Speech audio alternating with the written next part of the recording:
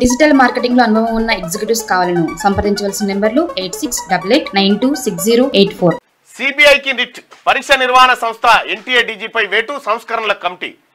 నేడు జరగాల్సిన NEET PG వాయిదా, ఎల్లుండి నుంచి పార్లమెంట్ సమావేశాలు నేపథ్యంలో కేంద్రం నష్ట నివారణ చర్యలు, ఫలించిన విద్యార్థులు విపక్షాల ఒత్తిడి, పరీక్షల పవిత్రతను కాపాడుతామని కేంద్రం చెప్తా ఉంది. ఈ లీక్ రాకెట్ ముందు మోడీ నిస్సహాయం, అసమర్థ నాయకత్వంలో పిల్లల భవిష్యత్తుకు ప్రమాదమని రాహుల్ గాంధీ అంటా ఉన్నారు. ఇక నీట్ లీకేజీ సూత్రధారి రవి అరెస్ట్ అయిందట. జార్ఖండ్లో మరో 6గురికి బేడీలు, నిందితుల ప్లాట్ నుంచి పేపర్ సీజ్, 14కు చేరిన అరెస్టుల సంఖ్య, కుట్రదారు ముఖ్యా కోసం వేట. బీహార్లోని ప్రైవేట్ కాలేజీలపై నిఘా పెట్టినట్ట. బీహార్లో జరుగుతూ ఉన్నాయి. లీకేజీ నిరోధక చట్టం కంటి తుడుపు చర్య, ఫిబ్రవరిలోనే ఎందుకు తేలేదు, నోటిఫై చేశామని అబద్ధాలు ఎందుకు, కాంగ్రెస్ అధ్యక్షుడు ఖర్గే.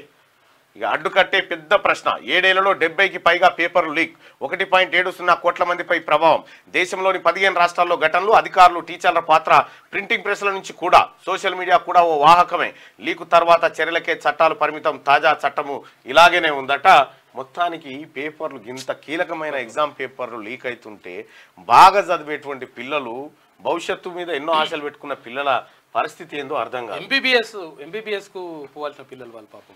2 వారాలకు పైగా దేశవ్యాప్తంగా విద్యార్థులు జరుపుతున్న పోరాటం, జాతీయ స్థాయిలో బలపడిన విపక్షం ఒత్తిడి ఫలించాయి. జాతీయ స్థాయి పోటీ పరీక్షలైన నీట్, యూజీసీ నెట్ ప్రవేశ పరీక్షల లీక్ వ్యవహారాలపై విమర్శలు వెల్లువెత్తి ప్రభుత్వ ప్రతిష్టను దెబ్బతినడం, సోమవారం నుంచి జరగనున్న పార్లమెంట్ సమావేశాల్లో అదే ప్రధాన అంశమయ్యే పరిస్థితి కనిపించడంతో కేంద్ర ప్రభుత్వం నష్ట నివారణ చర్యలను ప్రారంభించింది. శనివారం మధ్యాహ్నం నుంచి చకచకా పలు నిర్ణయాలు తీసుకుంది. మొదట నీట్ పరీక్ష నిర్వహించిన నేషనల్ టెస్టింగ్ ఏజెన్సీ ప్రక్షాళనకు ఉన్నత స్థాయి కమిటీని వేసింది. తర్వాత ఎన్టీఏ అధిపతిని పదవి నుంచి తప్పించింది. అసలు ఎన్టీఏకు లోపాలు లేకుండా పరీక్షలు నిర్వహించే సామర్థ్యం ఉందో లేదో తేల్చుకునే వరకు పరీక్షల నిర్వహణకు విరామం ప్రకటించే కార్యక్రమంలో భాగంగా ఆదివారం జరగాల్సిన నీట్ పీజీ పరీక్షను వాయిదా వేసింది. చివరగా శనివారం రాత్రి నీట్ లీక్ వ్యవహారాన్ని సీబీఐకి అప్పగిస్తూ కీలక నిర్ణయం తీసుకుంది.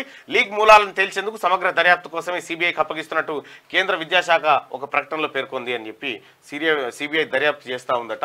ఇప్పుడు మొత్తం అయిపోయాక నిందితులే బయటకు వచ్చి మాకే వచ్చింది, మేమే లీక్ చేసినామని చెప్పిన తర్వాత ఇదంతా ఈ సిబిఐ పోయి మొత్తం ఆ సందుల నుండి పట్టుకొచ్చింది ఏమి లేదు. ఇప్పుడు కూడా చేయడానికి కారణం ఏంటంటే పార్లమెంట్ సమావేశాలు ఉన్నాయి, దాంట్లో ఇది పెద్ద చర్చ జరుగుతుంది కాబట్టి చేసి పడేస్తే అయిపోతుందని చేసిన. డిజిటల్ మార్కెటింగ్ లో అనుభవం ఉన్న ఎగ్జిక్యూటివ్స్ కావాలను సంప్రదించవలసిన నెంబర్లు 8688926084.